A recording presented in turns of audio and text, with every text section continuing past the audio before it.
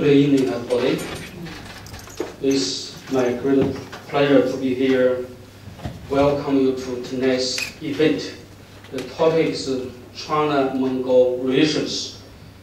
As the close neighbor of China, there's every excuse for the Chinese to take care of China-Mongol relations because we have the common land border.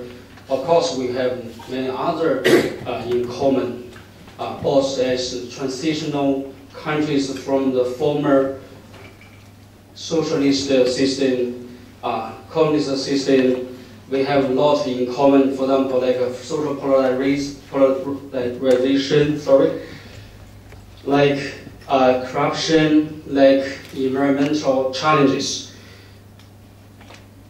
Most of are very identical in both countries.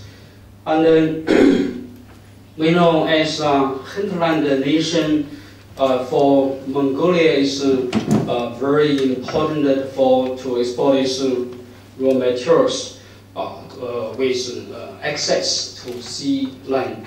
China is certainly such a neighbor that can help in this regard. But we know since the last 3 decades, these two countries moved toward maybe not necessarily the same direction. There are some also frictions. We know troubles would harm the better relations. So as a result, the current better relations in economic and political fields are not necessarily always that encouraging. But anyway, we know as two close neighbors, much in common with much commonality, I think there's no choice for the two accept closer cooperation in the future. We know if we can work together in a better way, both nations can benefit, especially for Mongolia, I believe, as a hinterland nation. We know in the future there are of course a lot of challenges, both opportunities and challenges for the better relations. We hope we can help, we can work together to overcome those challenges. But in what way? How can we find the common ground? We will try to understand this evening from the lecture given by Professor Rossabi. It's really my great pleasure, our pleasure to welcome Professor Rossabi to give such a speech. Let me introduce Professor Rossabi. He's a historian of China and Central Asia who teaches courses in Inner Asian and East Asian history at Columbia University. He is author of several books, including Modern Mongolia, From Khan to Commissioners to Capitalists, Kublai Khan, His Life and Times, chosen as a main selection by the History Book Club, China and Inner Asia, editor of Governing China's Multi-Ethnic Frontiers, and a contributor to several volumes of the Cambridge History of China.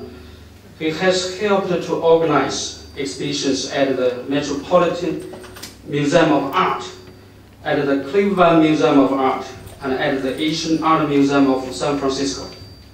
He was on the advisory board of the project on Central Eurasia of the Soros Foundation.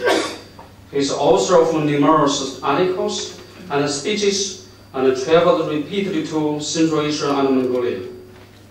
Professor Rossabi received his PhD from Columbia in 1970.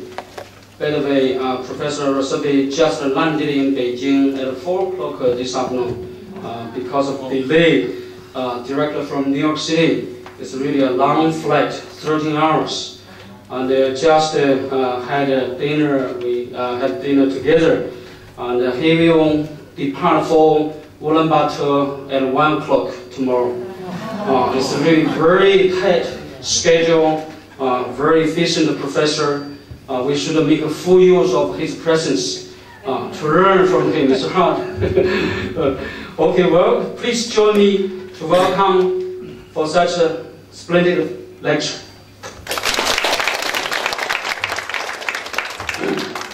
Well, thank you very much.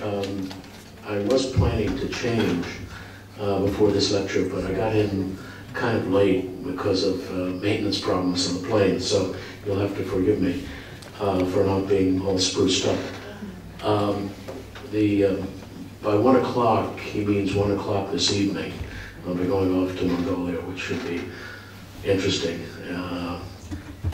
The School of Foreign Studies, the Foreign Service actually in Mongolia, which was founded 20 years ago, is celebrating its 20th anniversary and has really begun to train its own ambassadors rather than being dependent on sending ambassadors to Moscow. I've spent a lot of time, as you can tell from the introduction, in trying to figure out pastoral nomads. And I've always had a difficult time understanding them. It really took my son to explain why that was. When he was about 5 years old and they were trying to get kids to start writing and reading in school, they'd give them little assignments, draw a picture and tell what was in the picture. And one of the assignments was, what does your father like to do? And the other kids put down, my father likes to play tennis, my father likes to fix cars, my father likes to play golf, my father likes to make cabinets. My kid put down, my father likes to sit. The sitters have a pretty hard time understanding nomads, and that's one of the reasons why it's been so difficult for me. This is a huge topic, obviously, the Sino-Mongol Relations. I can't do it justice in an hour. I'll talk a little bit about traditional relations and then spend most of the time talking about the period of the 20th century. Sino-Mongol relations have been tumultuous, to say the least, ever since the Mongols came on the scene in the 12th century. There's been constant problems along the frontiers, constant problems economically between China and Mongolia, and of course, in the 13th century, the overwhelming Mongol presence in China, the overwhelming most of, in fact, all of China by 1279, taking over the whole country. By and large, in the West, the Mongols have been portrayed, and in Russia and other places, have been portrayed as barbaric, as pillagers, destroyers, nothing positive. And so, about 25 years ago, those of us in Mongol studies, all two of us, decided that we would try to show some of the more positive aspects without denying the horrible destruction, massacres, and killings that the Mongols wrought. And so we tried to show the impact the Mongols had on global history, the development of global history, bringing Europe and China in touch with each other for the first time, showing the impact that they had on the arts. And one of the exhibits that was mentioned at the Met, at the Metropolitan Museum, was of that character, trying to show the impact that Chinese art had on Persian art via the Mongols transmitting motifs, technologies to Iran and then later on to the rest of the Middle East. We tried to do all that without, as I say, denying the horrors that were inflicted by the Mongols. But as so often happens, you get these vulgarizers, not popularizers. Popularization is fine. People who popularize well are terrific. But then you get people who try to get publicity and try to get a name for themselves by exaggerating. And that's what happened in the West in the past 10 years. A kind of popularizer, I don't know, a popularizer who wrote a book called Genghis Khan and the Making of the Modern World. It landed up on the bestseller lists, in which he said basically that Genghis Khan was a Democrat, Genghis Khan was a founder of international law. Oh, just total hogwash and nonsense. But it was taken seriously by some foreign area specialists. Those of you who know Amy Chua, professor of law at Yale, wrote a book. She's the dragon mother or whatever. She wrote a book in which she spotlighted Genghis Khan as the kind of leader we need in the West. So it goes overboard. You've got to be very careful about these kinds of things.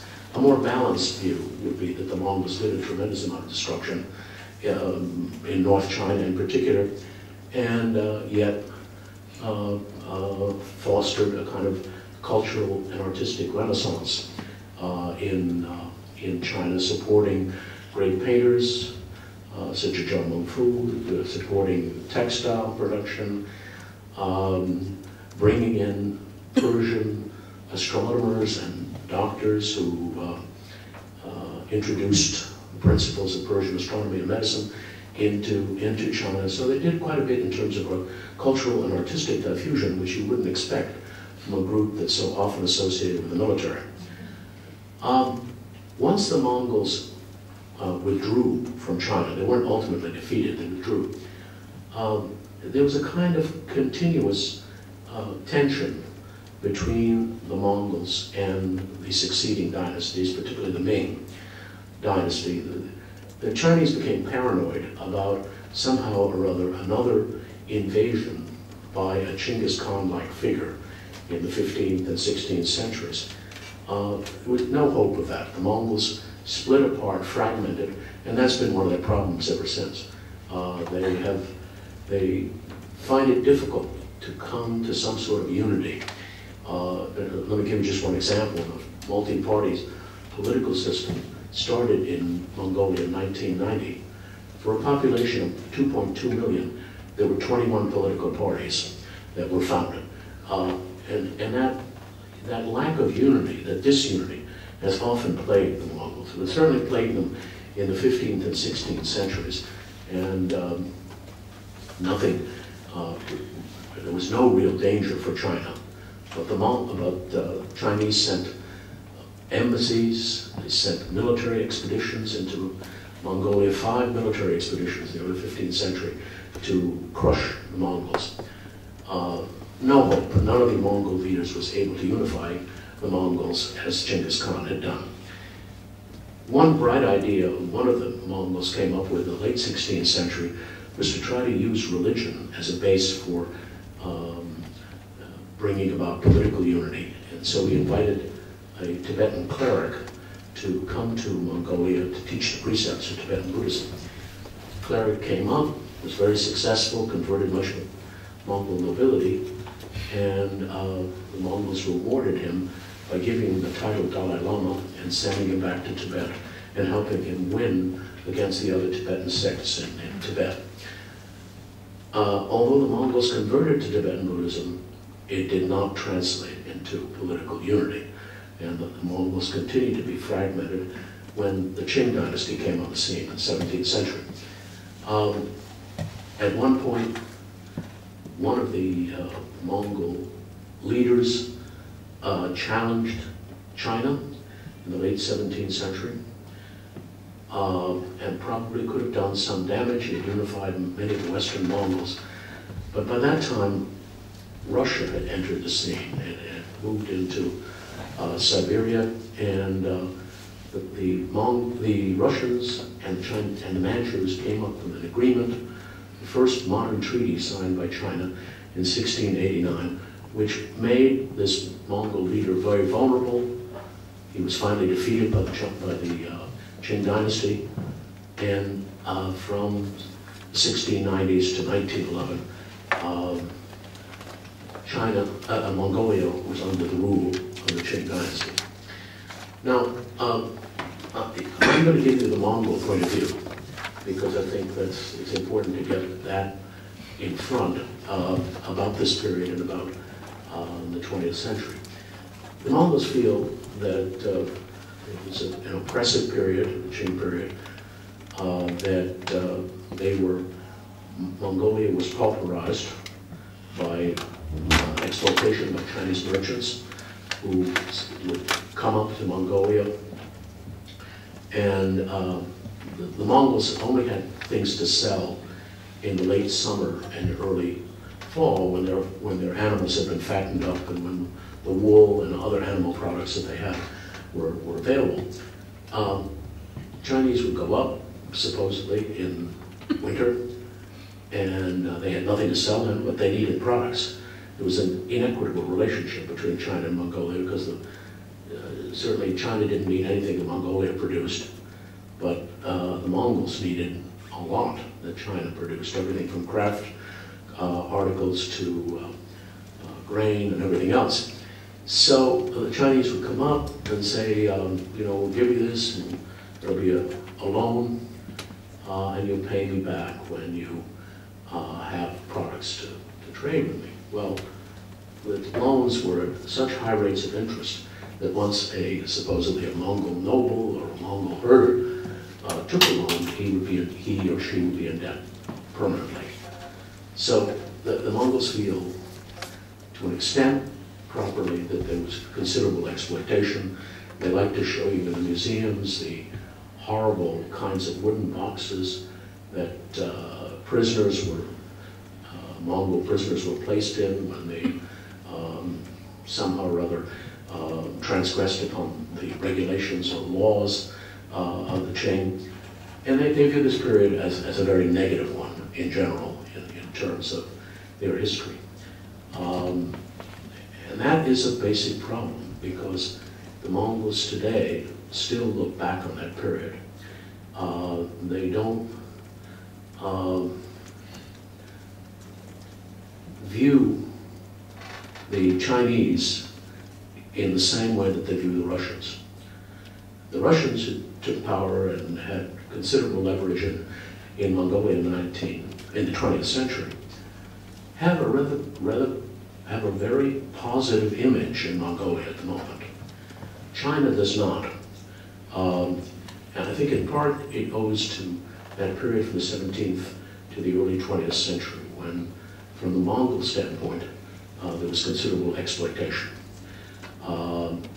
The Russians, on the other hand, have a very positive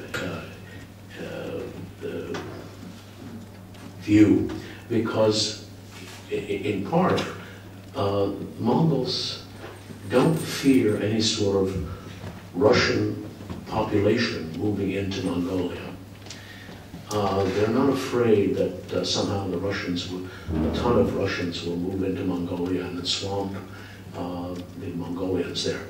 They have this paranoid fear that China a large number of Chinese will move up into Mongolia and swamp the population. And they continuously point to Inner Mongolia, where the Mongols are a decided minority in the Inner Mongolian Autonomous Region as the ultimate goal of China. So there is this conflict in perceptions that undermines, in many ways, efforts to achieve the kind of Sino-Mongolian relations that would profit both sides. In any case,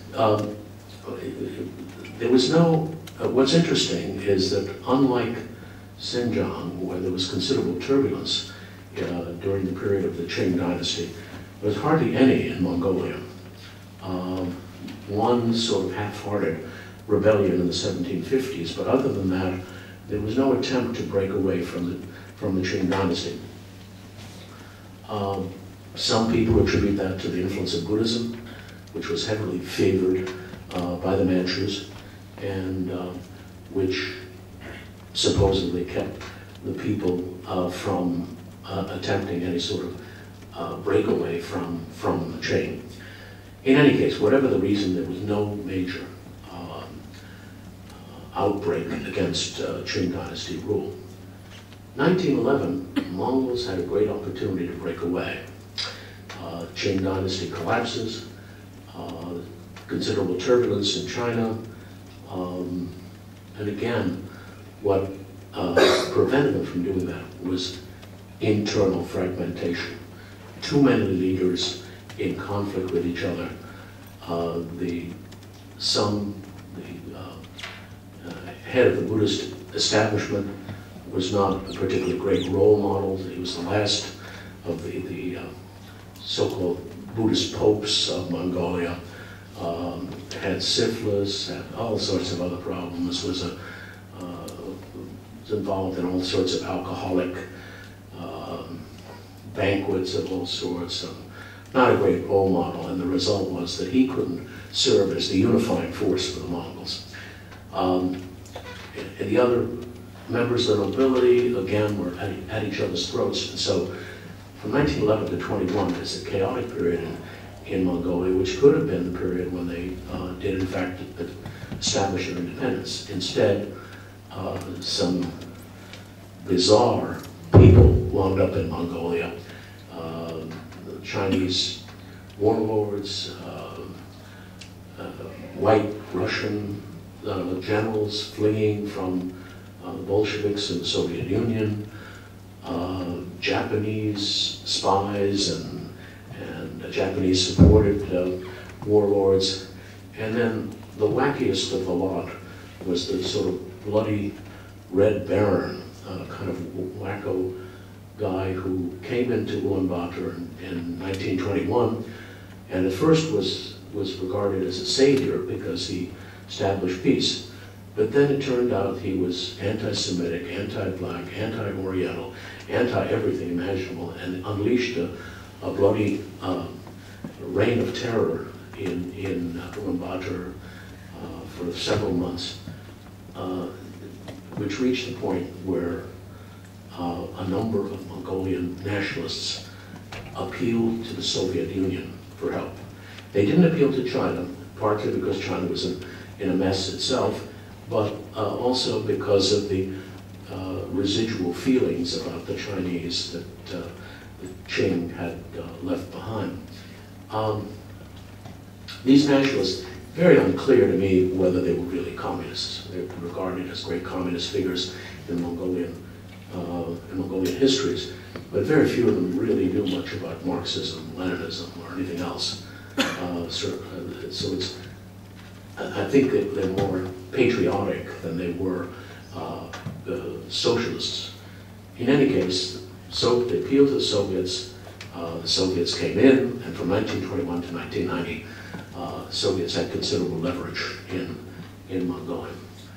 Again, this is a mixed picture in terms of the impact of the Soviets. A lot of horrible things were done, just as in the Soviet Union, the purges of the 1930s, which Moscow purges translated into purges against Buddhist monks and monasteries in Mongolia. Stalin demanded that the Mongolian leadership go after the Mongolian monks, and some of them resisted and were then themselves executed. It was a pretty brutal period in the history of Mongolia. And the efforts at cooperatives collapsed in the 1920s and 30s. They tried to do the same thing that had happened in the Soviet Union with the so-called liquidation of the kulaks in the Soviet Union. It didn't work particularly well in Mongolia. Herds remained privatized. In terms of China, Chinese kept on claiming that Mongolia was part of China throughout the 20s and 30s. But they couldn't do much about it. The Soviet Union was dominant, and they weren't allowed to challenge the Soviets. On the other hand, the Soviets did bring modernization into Mongolia. The first university in Mongolia was founded in 1943 with the assistance of the Soviets. The medical care, education, a rudimentary social welfare system, social safety net, was brought in by the Soviets. So it's a mixed picture. I mean, one has to be careful in castigating the Soviets' policies in Mongolia. On the other hand, they weren't particularly, they were somewhat ruthless in implementing their policies. Because of their influence, China was kept out. And China continued to believe that Mongolia was part of China. And in fact, Mao Zedong, in an interview with Edgar Snow, claimed, or seemed to imply, that Mongolia was part of China and eventually would become part of China. Actually, Taiwan continued to claim that Mongolia was part of China till 2000 AD.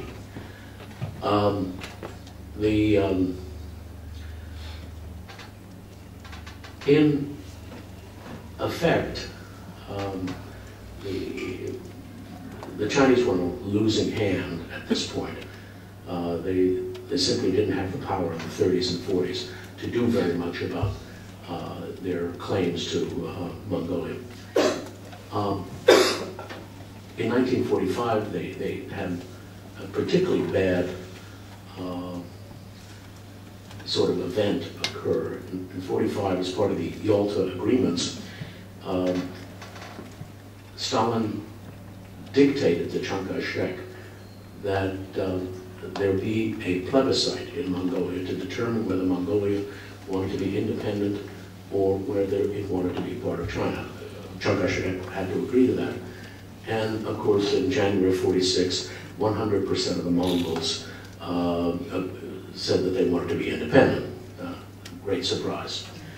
Chiang Kai-shek then renounced that election for a variety of political reasons, and we come to 1950. At that point, Stalin demands that Mao accept the independent status of Mongolia.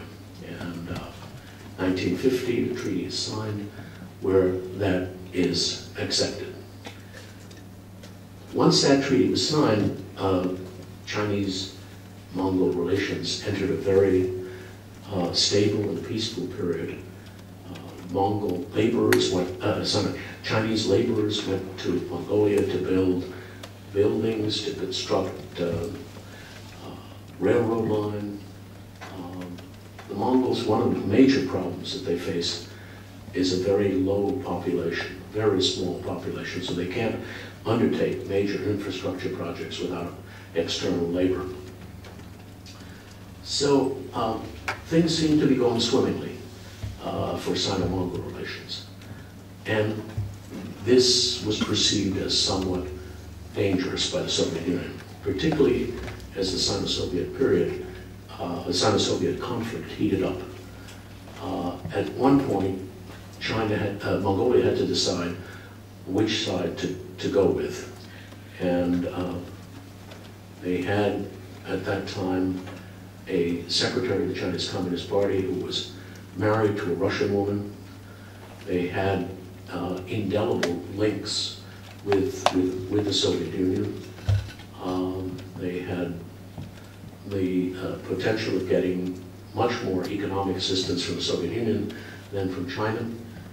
And so they sided with the Soviet Union during the height of the Sino-Soviet disputes.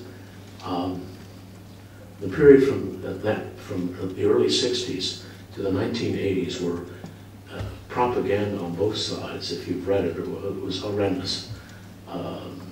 The Mongols accusing the Chinese of being radicals and precipitating a war with Vietnam,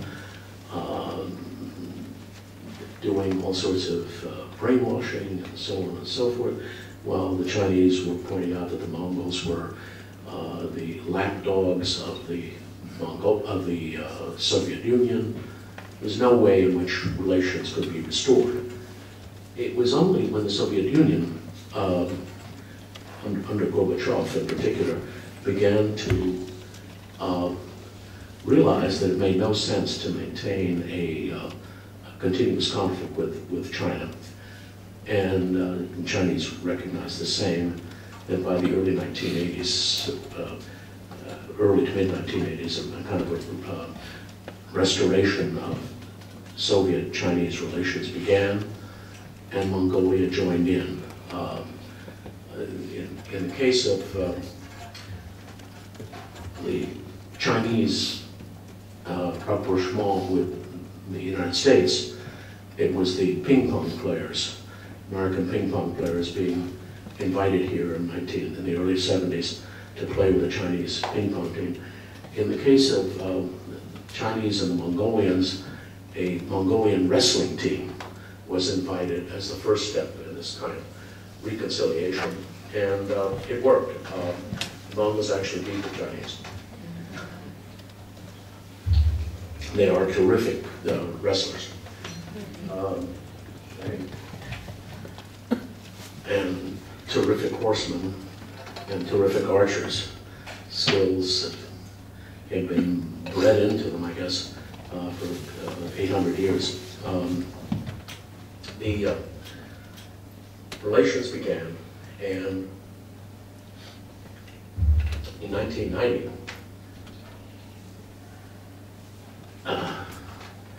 Mongolia was faced with a situation which its largest trade partner and largest investor, the Soviet Union, was on the ropes, was having tremendous difficult times.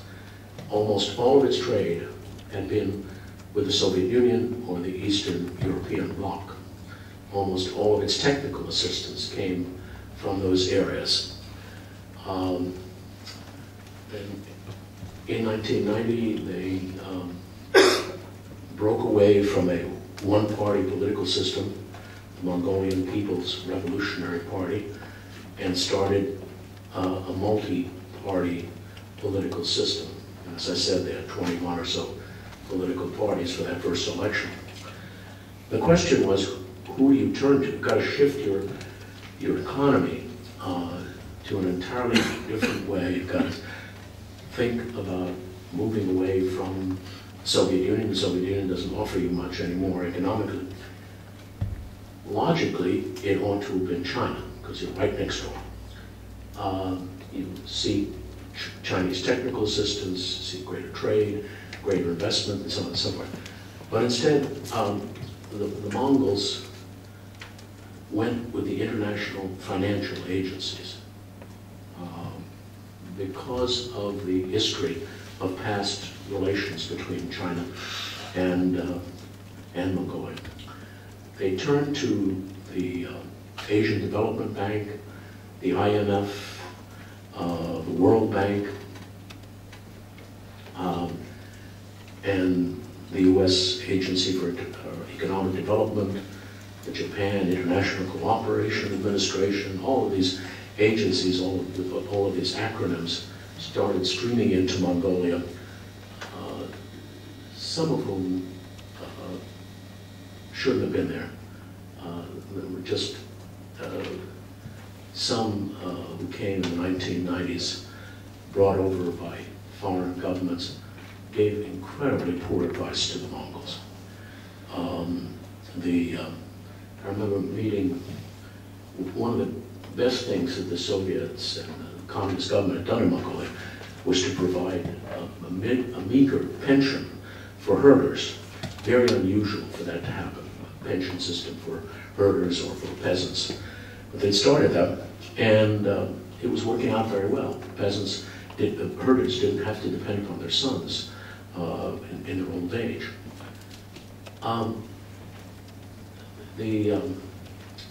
A guy who owns a restaurant in Virginia was brought by an aid agency in the United States to revise their pension system. It wasn't costing much. I mean, it was really pitiful how little it was, but it's part of this agenda of less government involvement, austerity, and all this stuff. He came up with the idea that they would, instead of having a regular pension that was mandated as Social Security is, you get a certain amount, that the people getting the pension would invest on their own, and whatever came about would come about, whatever they came about. This kind of privatization effort. And I had dinner with this guy in the late 1990s. And I said, what would they invest in? Well, he said, the Mongolian Stock Exchange. At that time, Mongolian Stock Exchange met once a week for a couple of hours. It now has increased to about an hour and a half a day. I pointed this out to him, and he said, well, they could invest in the New York Stock Exchange, London Stock Exchange, Chicago Stock Exchange. Can you imagine a herder 800 miles from Nowheresville in being able to invest in Xerox or Motorola or whatever the hell it is, or some new thing? That was the kind of advice they were getting, and it's turned out very badly. Immediate privatization of the herds, immediate privatization led to incredible corruption. Mongolia continues to go down the ladder in terms of corruption. There's an agency called Transparency International, which ranks the countries of the world in terms of corruption. It keeps on being more and more corrupt as a result of these privatization policies that were unfair to start with. They also urged liberalization of prices and elimination of tariffs. This staggeringly stupid idea of getting rid of tariffs right in a country that was bordering on China, which was exploding in terms of consumer goods in the 1990s, meant that practically all of the consumer industries in Mongolia should have great boots. They have a tremendous amount of leather. The boot industry is dead. They should have a tremendous processed cashmere industry. And they produce 20% of the raw cashmere in the world. Instead, the Chinese and Inner Mongolian herders go up there and buy up the cashmere because they can afford higher prices and they have a real banking system supporting them. Mongols don't have that. So the elimination of tariffs was an absolute disaster for Mongolia. And so it goes. One bad series of advisors after another who think somehow, because there have been elections in Mongolia, that this means that Mongolia is democratic. The elections, the people in the parliament, almost all big businessmen. That's not what I would call a real democracy. There's not a single representative from the herders in the parliament. There's been one in all of this time, the past 20 years. And the herders constitute about 25% now of the total population. So what's happened has made Mongolia vulnerable, and they turn and they say, well, must be the Chinese who did this. And China undoubtedly now over the past 20 years has become the largest trade partner of Mongolia and the largest investor.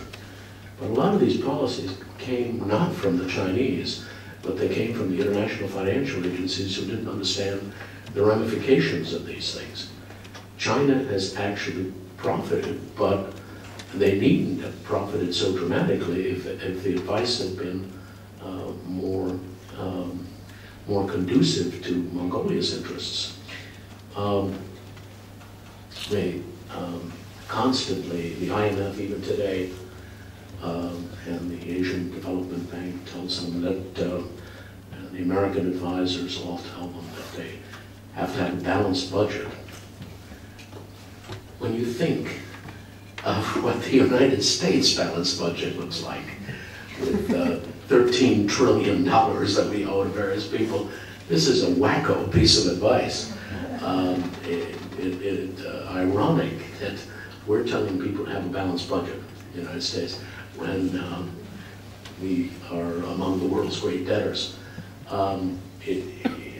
This kind of advice, which the Mongols have to listen to because they need the money from IMF, World Bank, and so on, has been really catastrophic. I almost wish that China were in charge. When I gave a talk like this at Stanford a couple of years ago, a Russian historian got up and said, well, why doesn't Mongolia become part of China and turn Mongolia into one big national park? I don't think the Mongols would go for that, but it's an interesting idea. I think the Chinese would do better in terms of the economic interests if they really had considerable political sway over the country. The Chinese, though, are hated. Everything that goes wrong is blamed on the Chinese at the moment. The number of articles about adulterated food coming in from China continues. It was much more pronounced 10 or 15 years ago, but it's slowed down a bit. Adulterated medicines coming in from China. The rustling, supposedly rustling and smuggling across the frontiers, smuggling of cars, smuggling of laundering money by the Chinese, trafficking. Trafficking has been proven. There's a considerable amount of trafficking of Mongolian women and some Mongolian boys as well into other parts of East Asia, and some of it does involve Chinese in that trade. So, you know, you find yourself in a mixed bag. I think Mongolia at the moment is counting somehow or other on its mineral resources being the way that it will move forward economically and deal with this tremendous poverty that has accrued to the country. 36% of the people are living below the poverty line, and that's abject poverty. That was not true during the Soviet period and during the communist period. 60% of the population is living below the poverty line, really. So they're counting on minerals, copper, gold, coal, to sell to China in particular. The deals they've made thus far, the people who've dealt with them thus far, have not been the most efficacious ones. One of the people who got a tremendous mining license was a guy who received the largest fine ever imposed upon anybody in the United States by the Environmental Protection Agency. He owns one of their biggest gold and copper mines now, or gold and copper leases. So they've really, the lack of sophistication. I think if the Chinese had been bargaining for them, I think it would have been a better result. I don't say the Chinese should take over Mongolia, but certainly the people who bargained for them were a disaster. And I don't know how much the Mongols will really get from the profits that accrue from tremendous resources they have. They have a lot of gold and copper. The mine that this character, this American character owns, American-Canadian, is regarded as the 4th largest gold and copper mine in the world. How much of this they'll get, I don't know. There's coal, there appears to be uranium, and obviously this is the market for it. But the question is to build up for China, to build up a less hostile relationship with the Mongols and try to prove it by working out arrangements that actually benefit the Mongols, that benefit Mongol education, benefit Mongol infrastructure, benefit Mongol medical facilities and so on. Whether that will happen, I don't know. On that gloomy note, let me end for the day. If you have any questions, I'll be glad to comment. Okay, I'll start with questions. Yeah, okay. Thank you very much for your very thorough analysis of the 20th century environment. I am myself researching Sino-Mongolian relations, but in a much more modern context. So to begin with, I'd be interested in some of what we're talking about to do with Mongolian policy decision-making and the implications of increased Chinese economic expansions in the country. FDI, obviously they're enormously dependent on their exports, not just minerals, but other goods and products as well, and increasingly imports. So I'd just be interested in your perception on the Mongolian policy implications of this. I point particularly towards the Railways Agreement of 2010, where we're looking at decisions that are obviously not economically in favour. Yeah. But there's certainly a concern that exists there at very high levels of government and policy making, I think, that there is a threat of Chinese expansionism. Actually, if you talk to government officials, I interviewed quite a few of them for a book I wrote some years ago, and I asked them, the foreign minister and so on, and they keep saying, no, there's no problem with China getting involved in the economy, no problem with relations between China and Mongolia. But ordinary people are very resistant. There's a surveyor, a poll taker, who does really fine polls in Mongolia, unlike, I'm sorry? Sumati. Yeah, Sumati.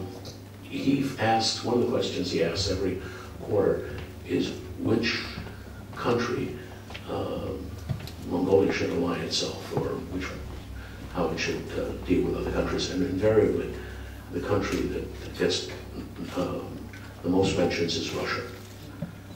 China is way down the list. There's still a tremendous amount of mistrust of China in every conceivable way. How this will be resolved, I just don't know. This is sort of a visceral, among even highly educated friends of mine, there's a visceral reaction to the Chinese. I mean, they go berserk in certain ways. I mean, citing incidents which couldn't have happened. Yet, on the other hand, they have been under Chinese. They were under Chinese control for several centuries. The incidents that they describe about the food and liquor and so on are valid. I don't know what you do. And my second question will be about, very briefly, political risk and the investment environment in modern Mongolia, particularly I think what we're seeing in the past year and increasingly in the past few months. I know you would have seen a group of parliamentarians recently with this original terms of agreement for the Oyu gold and copper mine. You know, there seems to be a lot of nervousness emerging from outside the country about some of these political risks and decision-making policies. What do you think about this in a long term? Well, I think that there are lots of Mongolians who are concerned about the risk of getting any profit from these mines, that the deals may have been too sweet for the Oyu Tolgoi and some of these other mining projects. These 20 members of parliament an agreement was signed a couple of years ago concerning this mine, and the largest of these gold and copper mines. And after considerable negotiation, many Mongols feel that there were bribes involved, that some of the Mongolian parliamentarians, I don't know if this is true, but that's what I hear from sophisticated Mongols.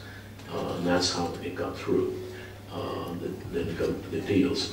Under the agreement, Mongolia gets 34% of ownership of the mine, of this mine. Recently, over the past couple of months, 20 parliamentarians have suggested that the government push forward and try to get 50%, 49 or 50% of the mines, rather than the 34% they were allocated. Hard to lay blame on them, because I think it is their wealth, and it is they ought to be getting something from it, which I'm not sure about this particular ownership. This ownership has not been particularly honest, and even its partners, Rio Tinto, have been involved in all sorts of environmental disasters. So, you know, I can sympathize with them. And Mongolia is one of the most pristine natural environments in the world. To threaten that by, you know, polluting the water, which it needs to be done to a certain extent if you're mining for gold, and taking water. I mean, it happens that the gold and copper mine is in the Gobi Desert, and so you're going to tap into water that herders desperately need. There are herders who nomadize in the Gobi Desert, have very few sources of water. The mines are going to take that, so you know, they need something in return, I think. And herding has been devastated over the past 10, 12 years. Herders can't make it because under the old system, they received veterinary assistance from the state. They received transport to send their trucks, send their animals to market. That is all gone, so they're pretty much on their own, and it's a tough life. They need state assistance, and that state assistance has disappeared. We happened to meet some years ago the great herder of Mongolia, a really brilliant man. My wife translated his autobiography, and we don't often find a herder writing an autobiography, so that there's some very sophisticated people, and yet they're now in pretty bad shape. I fear that the mining enterprise will continue to devastate them, will make them give up herding and move to the city, which can't accommodate them. Yes, sir. Yes, so as we all know, China and Mongolia signed a strategic partnership in July this year. Hey, I'm sorry. China and Mongolia signed this strategic partnership. Yeah. When the Mongolian Prime Minister was visiting China in July this year. Right. So, and I'm just wondering, how would you think this strategic partnership between China and Mongolia would impact on Mongolian domestic politics? Well, you see, that's the kind of question that the Mongolians don't want to hear about. They don't want to hear that the treaty signed with China will have such dramatic impact on Mongolia. They want to have their own views, their own independence, and if you start from that basis, they're not going to be too happy. That's my thinking. Hi. Yes. First of all, thank you very much for this very insightful talk. I was curious about this anti-Chinese sentiment you're talking about the Mongols have, and I'm thinking of how the idea of victimization was a powerful narrative to form nationalization in China and Korea and other states like that. Is there any possibility that this anti-Chinese sentiment was a kind of 20th century creation to form the Mongolian ideas of nationalism, or do you think it's something real, or is it? Yeah, I got your point. You know, just like the Arthur Walden talking about the Great Wall, the idea of the Great Wall developing, concept of the Great Wall developing as part of Chinese nationalism in the 20th century, as opposed to a real existence earlier. Yeah, you know, that's certainly possible. That,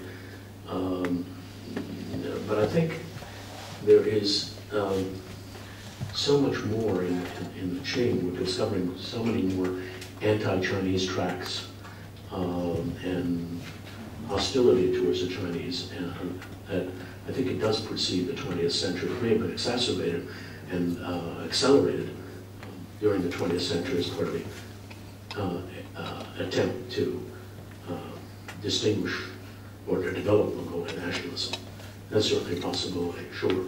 I think that it should be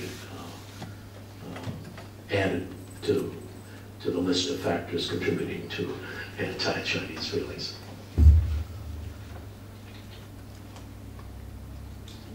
Dear Professor Rossabi, when I posted the information of your speech on my blog, Mr. Tang Shiping, who is a famous professor at Beijing University, commented, Tang Shiping, yep. And commented that you are Mr. Bei or master in your field. So it's my honor to listen to your speech. And I have done some assistant work to promote your speech. And when we try to translate your topic of your speech, we, Ms. Xiong and I, added a subtitle for your speech that is a relationship that should not be neglected or overlooked. So my first question is, do you agree with this subtitle? And could you explain to me why it's a relationship that should not be overlooked? And the second question is, since although Mongol have a glorious history, it's no longer a big power now. And if you talk about Sino-Mongol Relations, as Professor Armstrong have just taught, not to mention Sino-US Relations, which is Professor Lee's field, that would be more listeners. And so I just wonder, when you are big in the field, why do you choose Sino-Mongolia relations as your research interest focus when you start your academic field? Well, somebody has to do it, I guess. I actually was interested in the Yuan dynasty until fairly recently, so I was really interested in Yuan and Ming dynasties in China. So Sino-Mongolian relations is relatively modern Sino-Mongolian relations is a relatively new interest. But I found it, you can't, it's hard to justify anything, interest in anything. Some people will find an interest in Marco Polo really boring. There have been so many times people have written about Marco Polo and we found out everything we possibly can about Marco Polo. I was interested at one point about in a minor way, about Chinese Jews. And what more can you say about Chinese Jews? There are more articles and books written about Chinese Jews than there are almost as much as Islam in China. So, people get interested in different things. It's hard to make an epical pronouncement as to why something is more significant than something else. Certainly today, in terms of Professor Armstrong's North Korea, it obviously has more weight than Mongolia. Has something pretty big that Mongolia doesn't have, and so you can make a fairly strong case. But I think from the standpoint of a developing economy, we can take Mongolia as one of the areas that has not gotten the proper advice in many ways in terms of development. You hope that somehow or other lessons will be learned by these international financial agencies that will make them really think about austerity, government, balanced budgets, liberalization of price. It doesn't always work. And even the person who sort of fostered that effort in Mongolia was a guy named Jeffrey Sachs. I'm sure some of you probably know. When he was at Harvard, he focused on shock therapy in old Soviet bloc countries. But he's given that up. He saw the results of shock therapy in many places, including Mongolia, and has visited Mongolia about 6 or 7 years ago, and had an entirely different tune. So I think it does have reverberations. The Sino-Mongolian relations seems, or Mongolia itself seems not as relevant as Korea or something like that, North Korea, but it does have wider implications, I think. Some people think Chinese Jews is very important. Chinese Jews are a subject that, and they're interesting in sampling Jewish history because they totally assimilated.